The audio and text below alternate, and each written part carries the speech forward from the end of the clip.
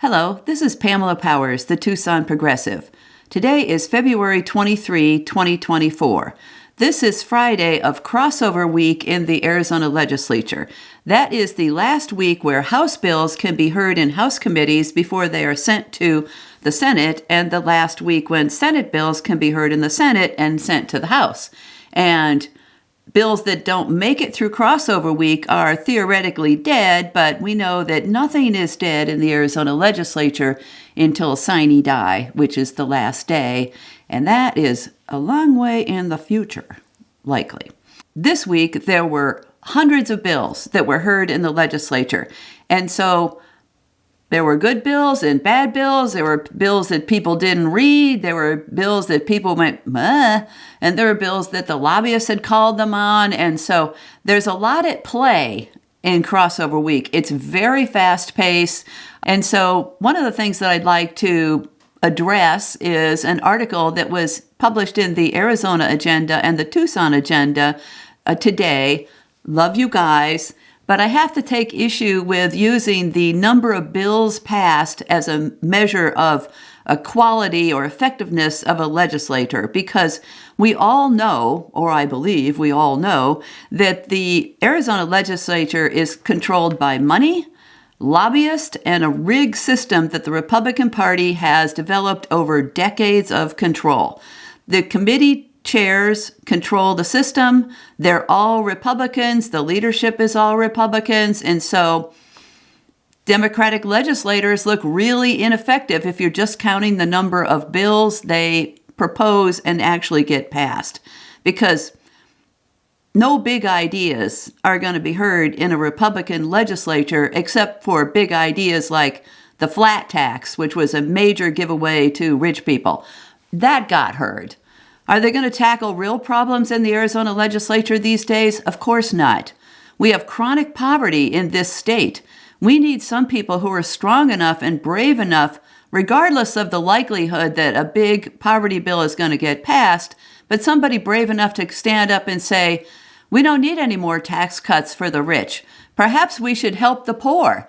Perhaps we should increase the amount of money that we give to the poor through the cash assistance, through the TANF system.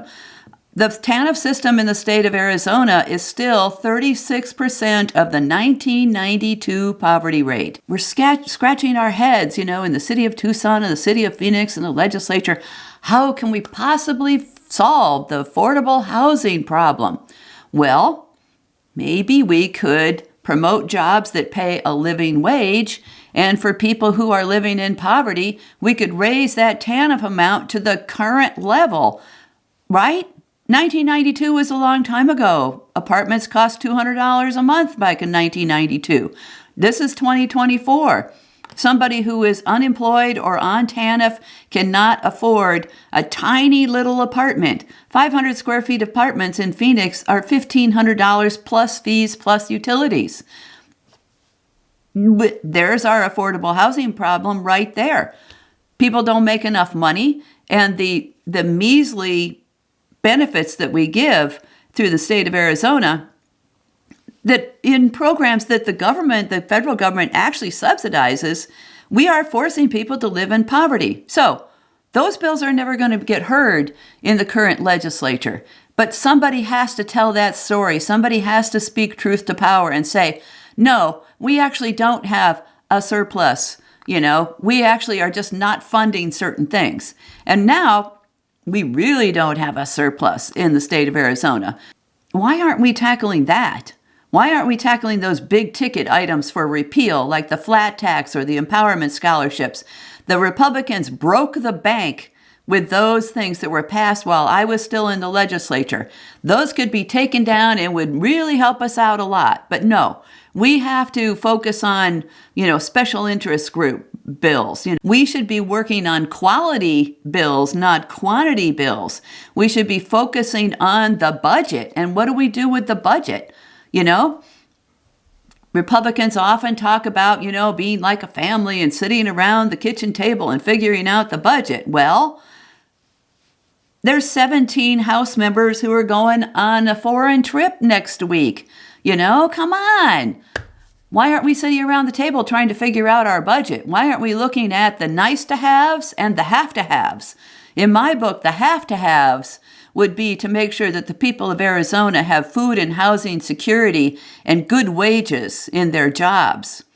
It's not junkets and tax cuts for the rich. Let's focus on quality, and please, Democrats, stand up and say what's right and what's wrong and ask questions, because we need people to speak up. Don't just pass the safe bills. Talk about the hard problems that face this state. The people of Arizona want authenticity and honesty in their elected officials. They want us to look at bills and say, how does this bill help the people of Arizona? Not, how does this bill help this big corporation or the 1% of Arizona who are already getting way too many tax breaks? Please, Democrats, work for the people. Ask questions. Look beneath the surface.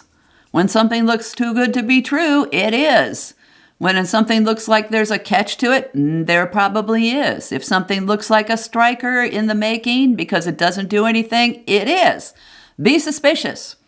And people of Arizona, be vigilant and watch and tell your elected officials what you want. They need us to be there in their ear, because right now there's lobbyists in their ear. They need us in their ear too. So stay tuned.